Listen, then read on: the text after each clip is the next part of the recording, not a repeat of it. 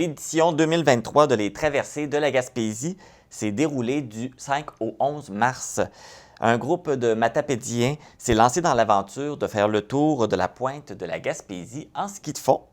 Pour nous en parler, j'en reçois deux avec moi en studio, soit Huguette Bérubé et Renaud Mimeau. Bonjour. Bonjour à vous deux. Bonjour. Donc, vous êtes allés faire cette aventure. Vous êtes revenus il n'y a pas très longtemps. Samedi passé. Samedi, oui. Ouais, samedi passé. Le 11, oui, effectivement. Et c'est pas la première fois que vous faites cette aventure-là.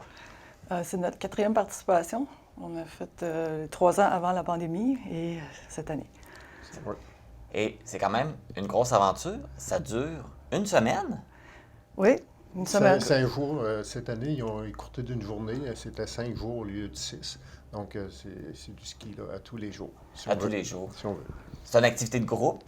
Donc, comme je mentionnais, vous êtes partis plusieurs. Vous étiez combien? Bien, cette année, étant donné que la TDLG repart après pandémie, c'était un peu difficile de redécoller la roue. On était en tout, en raquette et en ski, il y avait entre 60 et 70 participants. Environ, oui. OK. Puis avant ça, c'était beaucoup plus que ça. 200. C'était 200 à peu près, là. Beaucoup plus petit que c'était comme événement. Mais quand même, 70 personnes, c'est quand même beaucoup. Oui, c'est ça. C'est la même organisation. Ça prend des tracés de ski, ça prend de l'accueil, ça prend plein de choses. Là. Ouais. Et comment ça marche? Là, vous partez en Gaspésie, comment ça se passe? Il y a un plan d'établi. Cette année, contrairement aux autres années, ils ont emmené tout le monde à Gaspé. Donc, OK. tout se partait de Gaspé. Donc, à chaque jour, il y a des activités, un secteur qu'on va visiter. Selon ce qui est organisé, c'est soit des petites distances de 20 km ou de 35 ou 40 km de ski de fond. En raquette, parce que des gens peuvent la faire en raquette, raquette. c'est plus de l'ordre d'une douzaine de kilomètres. OK. Puis quand on arrive, on est accueillis, peu importe où on est. Là. Cette année, c'était à Gaspé, donc on nous accueille à l'hôtel. On a un petit sac cadeau et des trucs que j'ai mis sur la table. On avait du café. Ça, c'est ce qu'ils vous remettent quand vous Oui, arrivez. bien, cette Bouteille année, d'eau. il y avait un livre sur les vieilles anciennes traversées de la Gaspésie. Celle-là, c'était la carte traversée 2017 à laquelle on n'a pas participé. On avait une bouteille à eau, on avait un sac à café, du chocolat, des attaches à ski qui sont très utiles. Quand on prend l'autobus, on attache nos bâtons et nos skis en OK. même temps. Pour être sûr de ne pas perdre un morceau en chemin. Des crayons, un truc pour se laver les mains, c'est à l'effigie de la traversée. Fait que ça, on vous donne ça, c'est le petit kit de départ quand vous arrivez. Vraiment, il y a des cadeaux. On a déjà eu différents cadeaux. Ça a déjà été des bas de laine, je me souviens plus. Oui. Chaque fois, il y a un petit cadeau. Puis après ça, le soir, on va se rassembler. Cette année, vu que c'était plus petit, au lieu d'être dans une grande salle, on était à ce qu'on appelle le paquebot, sur la rue de la Reine à Gaspé. Donc, on se faisait accueillir là. Puis ensuite, on avait la description des parcours à chaque soir. Puis les gens votent. Moi, je vais en raquette ou je vais en ski. Ils notent ça pour l'organisation des Pour le transports. OK, fait que tu peux alterner une journée, tu peux dire je Oui. fais du ski, puis le lendemain, je le fais en raquette. Voilà. Effectivement, T'as c'est le trop choix. fatigué. T'as toujours là. le choix. Après une journée de 35 km en ski de fond, ça peut aider là, de faire de la raquette le lendemain. Moi, j'avais fait une journée de Ouais. raquette la dernière traversée Ouais. parce que j'avais une blessure à un pied. Puis je voulais prendre un break du ski. Parce que c'est pas le même effort physique. C'est pas la même C'est chose. différent. Oui, c'est ça. Ça l'alterne. Ouais. Fait que là, vous arrivez. Est-ce que vous êtes au même hôtel à tous les soirs? Cette année, oui. Cette OK. année, on était C'est ça. au motel à Gaspé tous Ouais. les soirs. On a trouvé ça agréable parce que ça évitait les déplacements aux 2 jours. Là. De refaire ses Donc, bagages. de refaire les bagages. Donc, non, on a trouvé ça très bien là, cette année. Là, de manière ça s'est passé. C'est ça, j'allais pas pu repartir ça comme c'était pour toutes les raisons de post-pandémie, là, de manque de personnel. On pouvait pas aller au Gîte du Mont-Albert, on pouvait pas, elle pouvait pas organiser les gros autobus de Montréal. Donc, c'est pour ça que c'est une formule comme celle-là. OK. C'est ça, c'est quand même intéressant. Mais là, est-ce que vous partiez toujours de la même endroit ou on vous amenait à quelque part? Ou... Le transport faisait en sorte qu'on était à Forillon. OK. Ensuite, on était dans le secteur de Percé. On a ensuite un autre secteur. Donc, c'est vraiment là, tout déterminé la veille. Comme Huguette l'a dit, il nous présente les trajets. Donc, on choisit. Moi, j'ai rencontré une madame de 82 ans. Elle vérifiait vraiment, là, OK, demain, là, c'est 35 km. À un moment donné, elle est arrêtée à 25 km. À tous les jours, il y a une sécurité qui nous suit. Donc, OK. si tu décides de faire moins de kilométrage, il y a toujours quelqu'un pour te ramasser une motoneige. Donc, c'est vraiment le côté sécurité qui fait en sorte que tu peux commencer à faire un 20-25 km et arrêter pas 30 ou 35 km. Puis le lendemain, ben, te reposer les jambes, tu vas faire de la raquette. Fait que c'est quand même bien surveillé, là, c'est bien encadré, vous êtes pas... Mais là, vous vous suivez toutes, parce que là, j'imagine, c'est pas tout le monde qui va à la même Non, vitesse. tout à fait. Donc, on du part. Donc, on a un autobus, c'était des autobus scolaires qui nous Oui. transportaient, donc ils nous déposent au point de départ.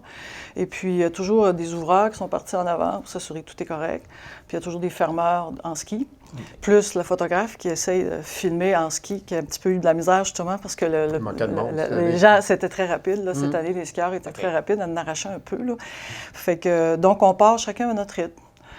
Puis parfois, il y a des arrêts sur le parcours. Il y avait un arrêt de dégustation de saumon fumé, de gibier, avec Thierry Pétry et puis une des organisatrices, Maïté, qui était là, habillée en manteau de fourrure. Des trucs c'est très glamour, là. Il y avait vraiment une espèce de charme dans toutes les activités. On essaye de nous faire voir différentes facettes de la Gaspésie de toutes les façons possibles. Fait que c'est vraiment très bien fait. Fait que là, tu arrêtes puis tu dis « Oh, wow, avec la musique et tout. » On a eu un arrêt comme ça. Dans le passé, il y a déjà eu aussi des trucs sur la piste des marionnettes, plein de trucs, là. Fait que c'est pas juste une expérience à l'activité sportive, là, Non. c'est tout, c'est culinaire, je comprends, il y a plein d'affaires qui tournent autour de ça. Oui, la bouffe est bien importante aussi. Ce qu'on a aimé quand même cette année avec le petit groupe, là, une 60, là, c'est de revoir régulièrement les mêmes personnes puis discuter. Ouais. Donc, c'est vraiment un contact social qui est très intéressant. Donc, assez que quand tu finis le vendredi, tu as le goût d'en revenir parce que tu dis, ces gens-là, tu les as rencontrés, tu as développé des amitiés. Donc, puis les gens sont tous là pour le plaisir. Donc, c'est toujours avec le sourire que tout se fait. Fait qu'on part de là souvent avec des nouveaux amis.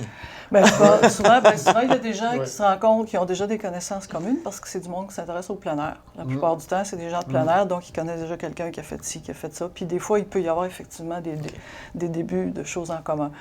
Ouais, Et là, dans la Matapédia, vous étiez combien à participer? À part que nous deux, il y avait Diane Bouchard de Diane la Bouchard. Côte-Saumon, il y avait les deux frères Turbide. Oui, Mario et Pierre. C'est ça. Au début, oui. Puis, je pense c'était nous autres. Hein, de la Matapédia, il n'y en avait Avec pas nos d'autres. amis Marcel et Madeleine qui sont à Beaumont. C'est les autres qui... Des anciens de la Matapédia, Des anciens de la Matapédia. qui sont des amis de ski de fond qu'on a hébergés chez nous. Ils sont On venus se aussi. voit, on part tout le temps en même temps, mais dans la journée, on se sépare, on s'en voit, on se dépasse. Donc, ça faisait un peu le même. Donc, tu rencontres tes amis. Parce que là, cette année, une des choses différentes, c'est que la TDLJ était plus tard. Juste avant, il y avait les grands froids, puis après ça, ils ont décidé de faire ça en mars. Donc, les conditions de ski, c'est des conditions de printemps. Donc, les gens qui n'avaient pas les skis avec la petite peau en dessous, là, dans le milieu, ou une peau que tu peux mettre, il y avait beaucoup de misère à être capable de faire les montées sans que ça recule. Le fameux fartage, là, pour ceux qui connaissent le terme. Ça, c'était vraiment difficile. On a un de nos amis qui a beaucoup de misère avec ses skis. Nous autres, on avait des skins. Lui, il avait la possibilité de mettre des peaux sur ses skis. Moi, j'avais des skis à peau. Dans les descentes, pas de problème, sauf qu'il faut être assez bon techniquement pour faire certaines descentes. Il y a les deux grosses journées là, de 35 et 40 km, là, où est-ce qu'à un moment donné, tu as des descentes dans des chemins forestiers. C'était fait à la motoneige, la veille ou le matin. Des fois, tu as deux largeurs de skidoo si tu es chanceux, puis ça descend, puis il faut que ça tourne. Donc, il faut que tu fasses ton chasse-neige. Tu viens les jambes fatiguées, il faut que tu arrêtes, il faut que tu sois capable de t'arrêter avec les bâtons. Il y a des techniques d'arrêt. Donc, il y a certaines notions techniques qu'il faut avoir, puis un minimum de forme physique. Il faut avoir fait du ski quand même un peu, là. Aussi. Oui. Avez-vous des belles températures ces journées-là? Top. C'est Top. parfait. C'est incroyable. On aurait pu avoir de la pluie comme rien, puis il n'y a pas tombé une goutte rien. pendant le ski. Durant le trajet, là, il y a des endroits qui sont prévus pour arrêter pour manger, mais on a mangé toujours à l'extérieur à cause de la température. Ouais. Donc, non, cette année, là, C'était très beau. Très beau. Oui. Là, j'ai vu que tu as amené, ça, c'est les vêtements que vous portiez pour faire le... Ben, ça, c'était mon kit à moi. Renaud, il m'a mis la tuque aussi. Oui, On avait la acheté une tuque de la traversée il y a quelques années, la traversée de la Gaspésie ici. OK. Le petit coup aussi, TDLG, avec la géographie des lieux. Puis ça, c'est notre costume du Mont-Climont, très fier de notre club de ski de fond de la Côte-Saumon. On affiche Donc, nos couleurs. J'avais mis le costume du Mont-Climont, j'avais ça sur le dos à tous les jours. C'est mon saut de ski, puis je l'aime beaucoup. Fait que, donc, T'as pas eu trop chaud, t'as pas eu trop froid avec ça? Non, tu joues avec l'intérieur, les pluieux, zip, dézip, enlève, rajoute. Faut se traîner du linge quand on arrête, une petite doudou. On a toujours un sac à dos. D'ailleurs, on avait des trucs pour accrocher sur le sac à dos, comme ça, ici, je pouvais l'accrocher sur le sac à dos, le petit désinfectant qu'ils nous donnaient. On avait un mousqueton qu'ils nous ont fourni au cas où qu'on aille à faire une cordée quelque part. Dans la baie de Gaspé. On sait jamais, tout est... J'avais déjà acheté aussi d'eux autres la petite veste imperméable ici couverte de TDLG il y a quelques années que je trouve le fun, qui est très pratique. Là, tu mentionnais que si tu n'as jamais fait de ski, tu ne vas pas faire une expédition de 5 jours. Ça prend quoi pour se préparer pour faire une activité comme celle-là? Bien, pour commencer, ça prend du kilométrage. Donc, tu fais régulièrement du classique, parce que c'est tout fait avec la piste pour le pas classique.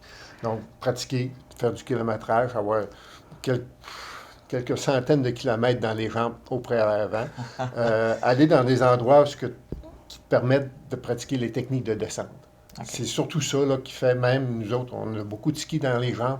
Quand tu arrives et tu as un 10 km de descente à faire, ça rentre dans les jambes. Donc, il y a ça qui est important. Oui. On a aussi possibilité d'utiliser les services d'infirmières. Il y a une physiothérapeute qui sont des services inclus dans le prix. Si on a, moi, j'ai presque à chaque TDLG, pas celle-ci, j'ai été voir la physio pour des petits bobos. Elle m'a fait des tapings, des trucs comme ça. Et puis, on peut se payer un massage aussi. Ça, c'est sûr. On est allé chacun pour un massage. Ça fait du bien. Parce que ça fait combien de kilométrage pour une semaine? Là? Environ 150. 150 km. Quand même. Ouais. On s'est permis quelques rallonges, nous autres. Oui, nous autres, on a fait 150. C'est peut-être un petit peu moins. La dernière journée, ça aurait peut-être été 135 à peu près. Une vingtaine de kilomètres. La dernière journée, il faisait beau, puis c'était dans les pistes du Parc Forillon. C'était des conditions rapides. On faisait de la double poussée, puis on s'est donné ça. Si tu voulais faire seulement 10 km, cette journée-là, c'était faisable. On était un peu fou de ski. Écoute, comme on aime ça. Mais ça fait combien de temps que vous faites du ski? 35 ans à peu près, 40 ans. 30-40 ans. Là, moi, depuis que j'ai commencé mon cours au cégep dans la vingtaine, j'ai tout le temps fait du ski de fond, à tous les hivers. Beaucoup plus depuis la retraite. On continue à suivre des formations pour pouvoir améliorer nos techniques. Puis tu te rends compte que c'est plus facile. Pas que c'est plus facile, mais tu te fatigues moins avec une meilleure technique. Ça aide, ça aussi. Oui. Là, vous avez participé à une grosse activité. Est-ce que vous allez en faire? Est-ce que vous en faites d'autres dans la saison? On continue à être présent comme entraîneur au club de ski Mont-Limon. Donc, on a encore les fins de semaine. Il y a encore une compétition le 2 avril à Rimouski. Donc, on donne notre temps là, pour entraîner les jeunes. Mais comme gros événement, là, il va y avoir ça, là, qui est local. Ouais. Donc, le reste, vous êtes en train de passer le flambeau à la relève. On essaie, pour les compétitions. Effectivement, oui. On essaie d'aider les jeunes. C'est vraiment plaisant là, quand tu vois les grosses gangs en français. Toi, tu aimes ça faire des petites compétitions. Tu en fais de temps en temps. La dernière fois, en 2016-17, on est allé faire une compétition avec des amis, justement, nos amis qui étaient avec nous autres. On est allé faire un championnat des maîtres. C'est comme ça? En Finlande. On avait une journée, une cinquantaine de kilomètres en classique, puis le lendemain, toi, tu avais fait 50 en pas de patin. Moi, j'avais fait 25. Fait qu'une journée 50 d'une sorte, 25 de l'autre, mais ça, c'était en 2017. Je ne sais pas si je le referais, là. En Finlande, oui. Est-ce qu'il y a beaucoup de jeunes là, qui apprennent le ski de fond? Est-ce que c'est un sport qui est encore populaire aujourd'hui auprès des jeunes? Cette année, c'est bon, on a là. vu un regain avec la pandémie. C'est drôle à dire. Ouais. Donc, les gens sont venus en plus grand nombre. Je suis bénévole à 2 endroits, au club de Enfants-des-Neiges à Amkoui et au club de Mont-Limon au Lac-Saumon. Donc, il y a un groupe de jeunes qui a augmenté là, dans les dernières années. Donc, c'est vraiment présent. Puis, à Amkoui même, on a vu le membership au niveau du ski de fond. Donc, on donne du temps là, à ce niveau-là parce que plus que tu apprends à faire ton ski, plus c'est agréable, plus que tu vas en faire, de toute façon. Oui. Fait qu'on peut enfin trouver un côté positif à la pandémie. Ça l'a donné un regoût à aller faire du ski de fond. Effectivement, oui. Il y a plusieurs côtés positifs à la pandémie, tant qu'à moi. Ça, c'en est un. On va jouer dehors, on s'amuse et on revient. Huguette, Renaud, merci beaucoup d'être venu nous parler de cette belle expérience-là. Oui. C'est fantastique de voir ça, puis on encourage justement les gens à se tenir en forme et à continuer à faire de l'activité physique. La base, oui, effectivement. Oui. Merci beaucoup. Bienvenue. Donc, si vous êtes intéressé à participer aux activités organisées par les traversées de la Gaspésie, vous trouverez les informations par l'entremise du site Internet tdlg.qc.ca.